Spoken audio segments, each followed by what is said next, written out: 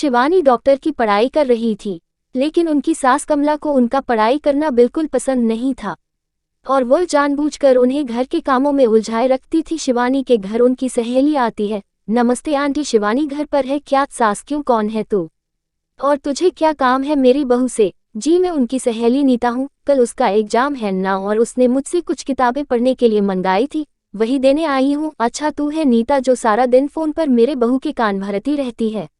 देख लड़की, अगर आज के बाद तूने मेरी बहू को उल्टी सीधी बात पढ़ाई तो मुझसे बुरा कोई नहीं होगा। अरे खबरदार, अगर आज के बाद तूने मेरी बहू को फोन किया और दोबारा इस घर में दिखाई दी है। अरे माँ जी, पता नहीं आप किस जमाने की औरत है, मैं तो सिर्फ आपकी बहू की मदद करना चाहती थी, लेकिन क्या करे, बेचारी की किस्मत ही फूटी है, उसे आप जैसी सास मिली है। ठीक है, जाती हूँ मैं। शाम को शिवानी अपने पति के साथ घर आती है। शिवानी, माँ जी मेरी सहेली नीता घर पर आई थी क्या? माँ जी बोली, अरे बड़ी बदतमीज है तेरी सहेली, किसी से बात करने का ध्यान भी नहीं है उसे, तो मैंने बड़े बड़े ताने सुनाकर भगा दिया। डॉक्टर बहू, अरे भगवान अब क्या होगा, कल मेरा एग्जाम है। सास, अरे तेरी यह बेकार की पढ़ाई में क्या रखा है, बड़ी आई डॉक्टर बनने, चुपचाप घर के कामों में ध्यान दे। सास, कल मेरी कुछ सहेलियां घर पर आ रही है, खातिरदारी में कोई कमी नहीं रहनी चाहिए। बहू, जी माँ जी। शिवानी की सास मुंह फुलाकर वहां से चली जाती है। अगले दिन का पूरा समय शिवानी की सास की सहेलियों की खातिरदारी में और घर के काम में बीत जाता है और शिवानी एग्जाम नहीं दे पाती है। उस रात शिवानी अपने पति करण को सारी बात बताती है। करण, अब क्या बोलूं, यह माँ भी ना कोई बात नहीं और तुम अपना मुंह ठीक कर लो, अगली बार अच्छे से ठीक से पढ़ाई करना। कुछ दिनों के बाद बाहर से आवाज आती है, अरे कमला बहन है। घर में शिवानी है। कमला, क्या हुआ भारती, तू इस तरह लंगड़ा क्यों रही है? भारती, अरे क्या बताओ कमला बहन, सीढ़ियां उतरते वक्त मेरा पैर फिसल गया और पैर में सूजन आ गई है, इसलिए तेरी बहू से दवा पानी कराने। कमला, मेरी समझ में नहीं आता, लोग छोटी छोटी बातों को लेकर डॉक्टर के पास क्यों जाते हैं? अरे तेरा पैर मुड़ गया है ना, बसला, अभी तेरे पैर को मैं ठीक कर देती हूँ, देखा तेरा पैर। भारती, एक तो मेरा पैर पहले से मचका हुआ है, कहीं ऐसा ना हो कि ज्यादा हो जाए, रहने दे तू, अब मैं चलती हूँ। और वो चली जाती है। थोड़ी देर के बाद शिवानी घर आती है। माँ जी, अरे कहाँ मर गई थी सुबह से? शिवानी, माँ जी मैं अपनी किताबें लेने गई थी। शिवानी अपने कमरे में चली जाती है। माँ जी, अच्छा, इन किताबों ने इनका दिमाग खराब कर रखा है,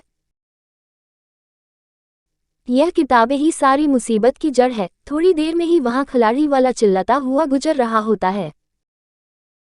सास ने बहू की सारी किताबें कबाड़ी वालों को बेच दी। शिवानी को जब इस बात का पता चलता है तो वह बहुत दुखी होती है और अपनी पढ़ाई पूरी करने के लिए लाइब्रेरी में पढ़ने जाने लगती है।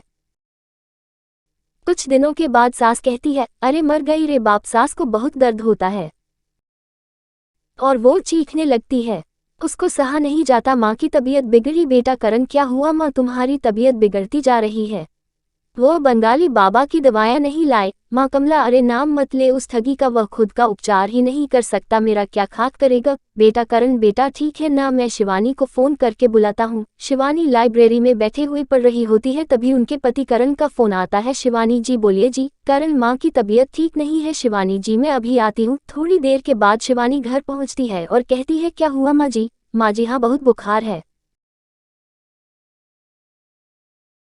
शिवानी, फिक्र न करो माँ जी। शिवानी कमला का चेकअप करती है। फिक्र न करें माँ जी, आपकी बीमारी समय रहते पता चल गई है। शिवानी अपनी सास को एक इंजेक्शन लगा देती है और कुछ खुद दवाएं खाने के लिए दे देती है। शिवानी, अब आप एकदम ठीक हो जाएगी। कुछ दिनों के बाद कमला पूरी तरह ठीक हो जाती है। अपनी बहू के साथ किए गए बुरे बर्ताव से कमला को बहुत पछतावा महसूस होता है। वह अपनी गलती का पश्चाताप करने के लिए अपनी बहू को उसकी किताबें लाकर देती है और शिवानी ने माफ़ी मांगती है।